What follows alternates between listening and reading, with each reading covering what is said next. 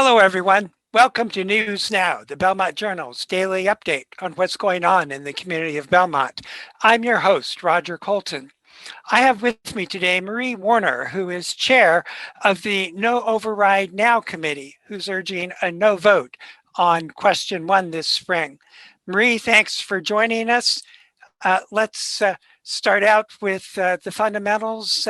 Can you summarize why you are encouraging folks to have a no vote? I certainly can. And first of all, thank you very much for inviting me on the show to have this conversation with you.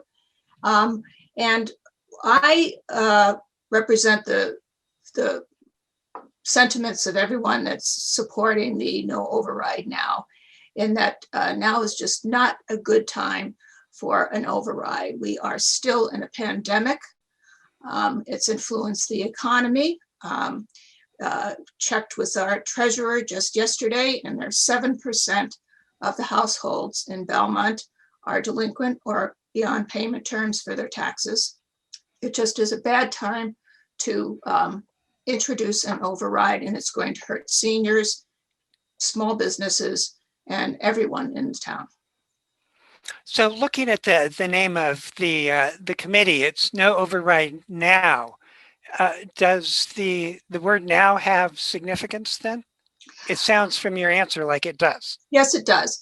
I mean, first of all, we have had 4 significant tax increases in the past 6 years. The most recent one for the second half of the debt exclusion on the high school. So people are still reeling from that. As I mentioned, the COVID has many of our citizens struggling, seniors who might be forced out of their home or have to resort to a reverse mortgage. Families who brought their children here to go to the schools may have to leave. And small businesses who've just suffered the very worst year in their history may be forced to close. You can see the storefronts that are empty already here in town. Let's talk about that for a minute, because it seems to me, I'm going to make a comment and have you react to it. It seems to me that most people talk about the impact of the override on homeowners. Can you talk about small businesses for a minute? The small businesses, I myself am a founder of an organization that supports women entrepreneurs and small business owners. So I'm a strong supporter of small businesses. But many of the business owners in town may be residents in town, so they have that impact. Others are renting in town and their rents are going to go up. So coming off of a year of 2020 where they had to close shop, they had reduced hours when they could open, and now you're going to have an additional burden of increasing their rent or their taxes, and it's going to be enough to have them be forced out of town or to close. The question that seems to immediately come to mind is, what happens if the town votes no on the proposed override? I think a better question is what happens if the town votes yes. But I think that you have to take a look at the benefits of voting no of the override. Seniors can stay in their homes and not be forced to either get a reverse mortgage or to move out of a home where they raise their family. You're going to have, the taxes, as I said, we have a 7% delinquency rate in town. This is not made up. I also think that these are a repetition of some of the scare tactics that were used by the town officials in 2010, the last time an override failed, in which they said there was going to be draconian cuts, 35 teachers laid off, and none of that occurred. And it's the same playbook that they're using now. So I think that those sorts of things that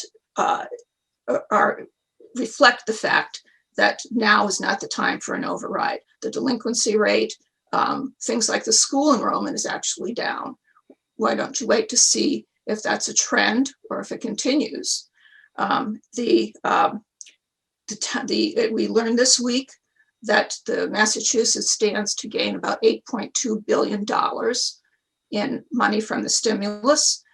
Some of that will trickle down to Belmont. Why not wait and see what the impact of that will be?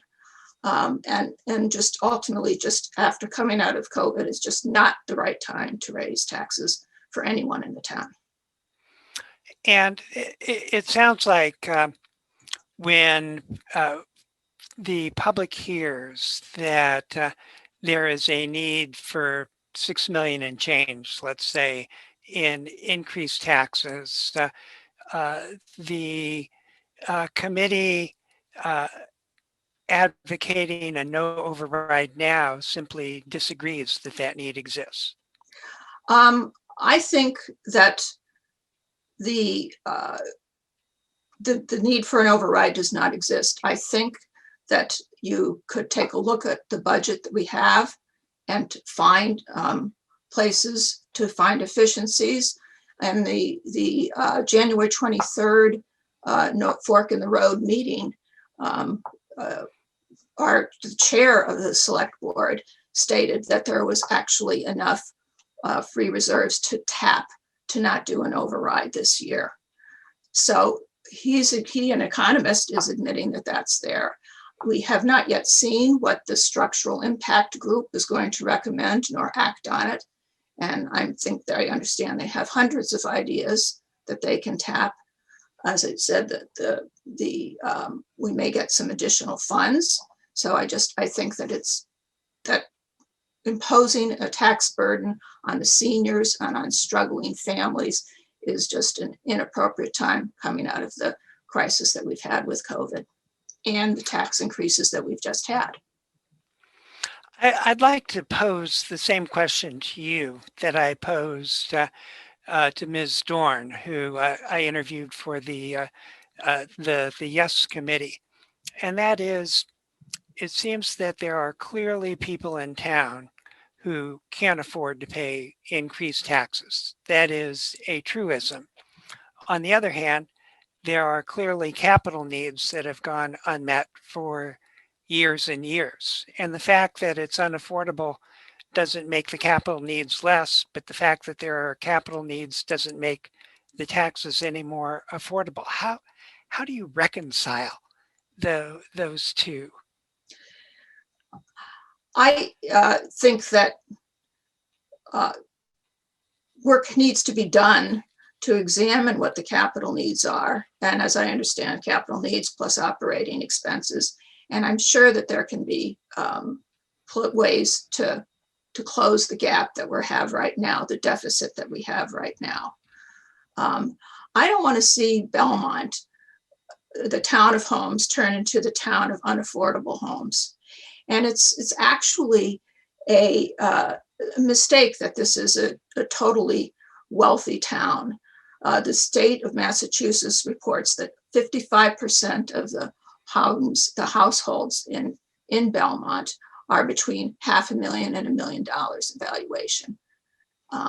There's a working professionals, seniors, et cetera, that are going to be priced out of the home. And I know affordable housing you're a great supporter of affordable housing. So to me, this is we need to do better in Belmont. We can't do business as usual. We have had in 17 years, there have been 14 votes before voters to increase taxes. That exclusions, the Community Preservation Act, overrides, and we have to look at the structure of the town, look at how we're doing expenses so that this pattern doesn't continue. One last question. Let's assume that everyone wakes up on the Wednesday after the Tuesday election day and the town has voted no. What's your next step? And the question behind the question is, the issue and the debate doesn't end on election day. What do you do? What does the community do on the day after election day? Well, I think that what people then face is that the proposed cuts and the projections that are being put forth by the yes side, by the officials, are just that. They're projections. They are their best plan, their proposed plan for what they would like to have going forward.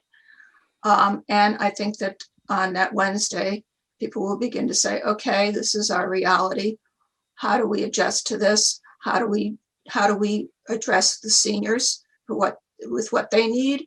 Although I don't believe that this override is about the seniors.